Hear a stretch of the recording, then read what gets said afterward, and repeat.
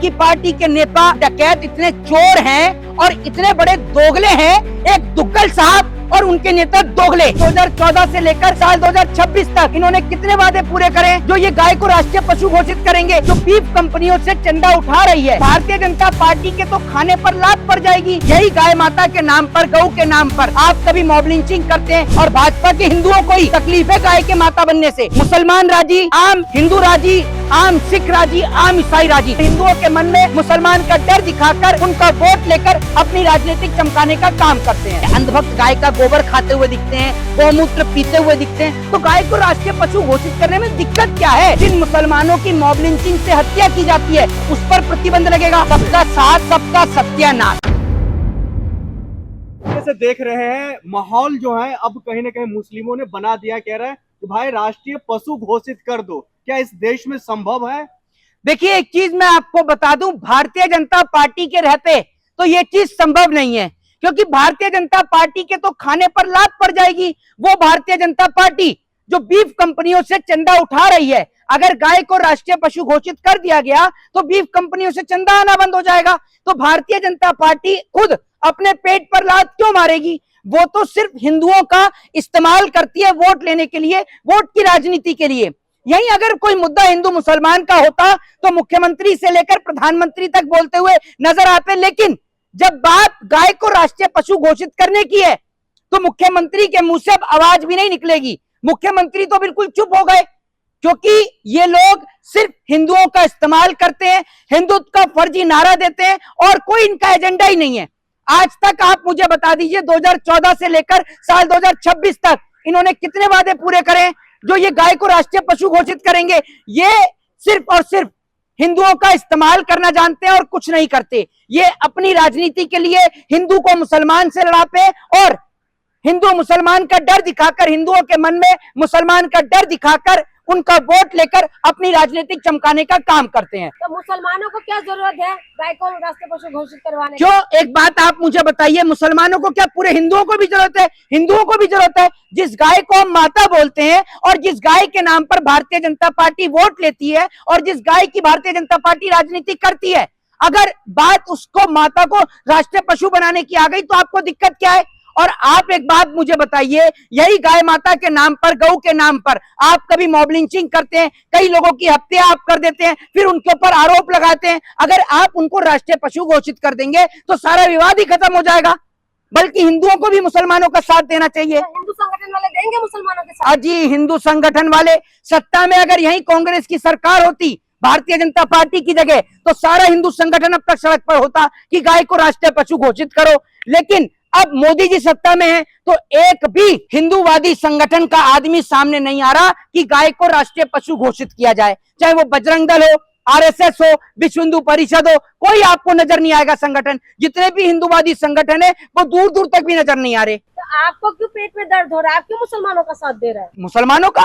एक बात आप मुझे बताइए, मेरे माथे पे लगा चंदन आपको दिख नहीं रहा? हम भी गाय को माता मानते हैं, सीधी सी बात है। हिंदू धर्म से आते हैं तो हमारी भी यही मांग है कि गाय को राष्ट्रीय पशु घोषित किया जाए। और आपने भी माथे पे चंदन लगा रखा है। आप हिंदू नहीं है क्या? ये भाजपा की हिंदू है, ये भाजपा की हिंदू है। और भाजपा के हिंदुओं को ही तकलीफ है गाय के माता बनने से। वो इसलिए है क्योंकि इनकी तो रोजी रोटी पे लात मर जाएगी।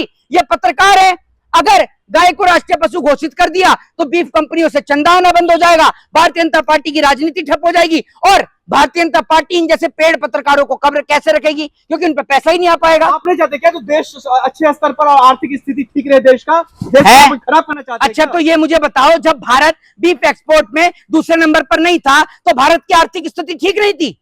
आप मुझे बताओ, तब भारत की आर्थिक स्थिति ठीक थी या नहीं थी? ये जो आप बात कर रहे हैं ये खुद हिंदू पत्रकार है। सबसे ज्यादा तकलीफ भारतीय जनता पार्टी के पत्रकारों को हो रही है गाय को राष्ट्रीय पशु घोषित करने को लेकर। सबसे ज्यादा तकलीफ मुसलमान राजी, आम हिंदू राजी, आम सिख राजी, आम ईसाई राजी, लेकिन तकलीफ किसे? भाजपा के हिंदुओं को, भाजपा के मुसलमानों को।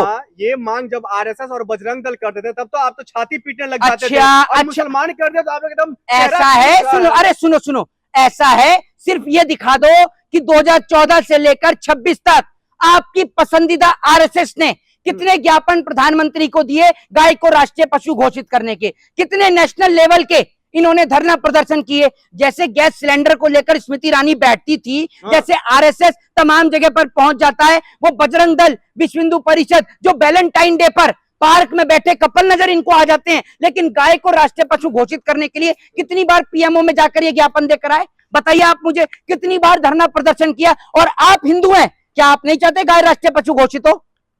बताइए, अरे बताइए ना, हाँ या ना? आप चाहते हैं? मैं तो चाहता हूं। आप इसलिए चाहते ताकि मुसलमान चाह रहा है? मैं आपको बता रहा हूं ना, हाँ मैं आपको बता रहा हूं किस लिए। मैं तो इसलिए चाह रहा हूं कि देश से एक बड़ा विवाद समाप्त हो जाएगा। जिन मुसलमानों की मॉब लिंचिंग से हत्या की जाती है उस पर प्रतिबंध लगेगा, भारतीय जनता पार्टी का मुद्दा खत्म हो जाएगा।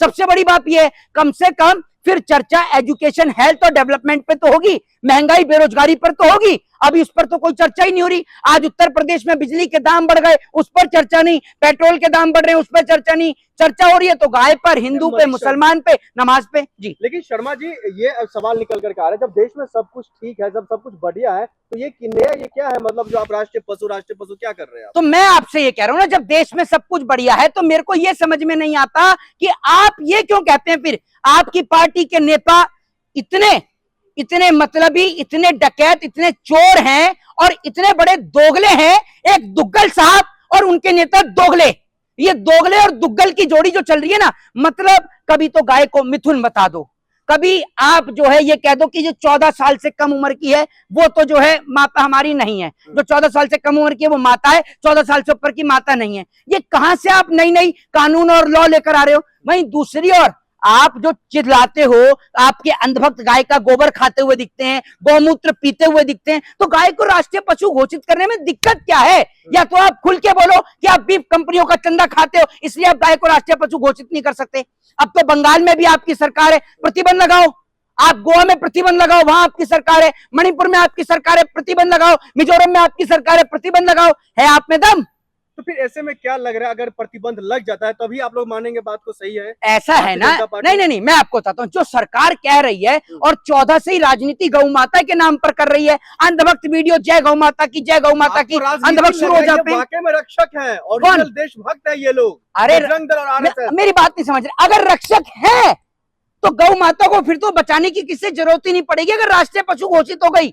जिस तरीके से मोर राष्ट्रीय पक्षी है, राष्ट्रीय पक्षी मोर को कोई नहीं मारता क्योंकि राष्ट्रीय पक्षी है, इसलिए गौ को भी कोई नहीं हत्या करेगा गौ की। अगर गौ राष्ट्रीय पशु घोषित हो गई तो भाजपा बनाए तो राष्ट्रीय पशु, भाजपा सिर्फ हिंदुओं का इस्तेमाल कर रही है और कुछ नहीं कर रही। जी, इन मामलों को लेकर के टीवी चैनल हो या जो बड़े स्तर के जो पत्रकार है वो भी तो नहीं सवाल उठा रहा है। क्यों उठाएंगे? उनके पास तो मुद्दा फिक्स है। उनको क्या करना है? उनको हिंदू मुसलमान दिखाना है, मंदिर मस्जिद दिखाना है, चाइना का डर दिखाना है। और अभी भारत को विश्वगुरु बनाने के लिए चले पे, चाइना ने भारत का चावल लेने से मना कर दिया, जापान ने भारत के आम को मना कर दिया।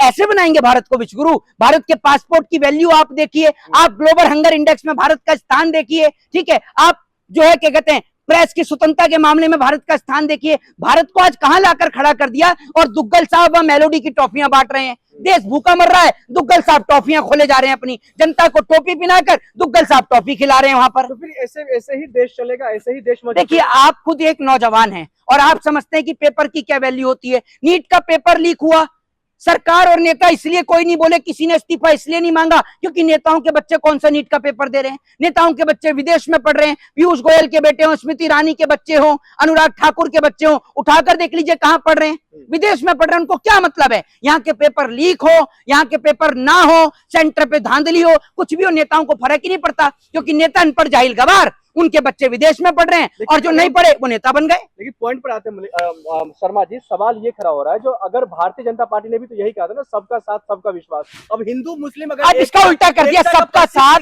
सुन लीजिए, सबका साथ सबका सत्यानाश। भारतीय जनता पार्टी का एक ही सपना है, सारे मिलकर, जैसे मोदी जी ने भीख मांगी, सारे मिलकर भीख मांगे, सबके हाथ में कटोरा थमा देगी। सबका साथ सबका सत्यानाश। जय हिंद, जय संविधान।